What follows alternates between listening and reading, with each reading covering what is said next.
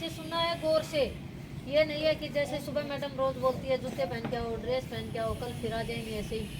ऐसे नहीं, ध्यान से सुनो। इनकी जो बात है बेटा वो हम सब के लिए काम की भी है।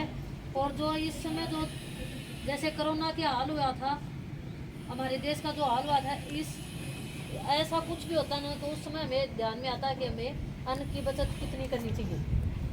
सबको पता ना, उस समय रोटी मुश्किल हो गई थी, आप लोगों को हो गई थी ना। तो सर उसी के बारे में कुछ बताएंगे। सर की बात को गौर से सुनो।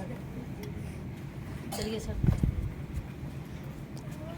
तो हम सभी को पता है कि जल और अन्न दो हमारी आवश्यक चीज़ हैं, उनके बिना हम जीवित नहीं रह सकते। और दोनों ही वस्तुएं हैं कम होती जा रही हैं। पानी हर जगह अंडरग्राउंड वाटर है वो सूख रहा है, और उसकी वजह से अन्न का उत्पादन भी कम हो रहा है। तो उसके लिए हमें इनको उतना ही काम में लेना जितना हमें ज़रूरत होती है। इसका न तो पानी का दुरुपयोग करना, न भोजन का। तो कभी देखते हैं कि कहीं भी खाते हैं, घर पे खाते हैं या विवाह शादियों में खाते हैं, तो वहाँ पर क्या कि थालियों में जूठा छोड़ देते हैं। तो हमारा उद्देश्य यही है कि ये जो थालियों में जूठा छोड़ते हैं वो नहीं छोड़ा जाए, उतना ही लें जितना खास के थाली में भोजन।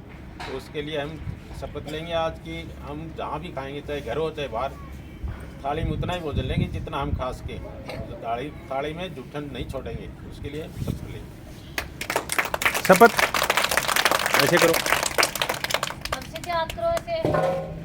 हम अपने आप को साक्षी मानकर शपथ लेते हैं, चाहे घर हो या बाहर, थाली में उतना ही भोजन लेंगे जितना खास के।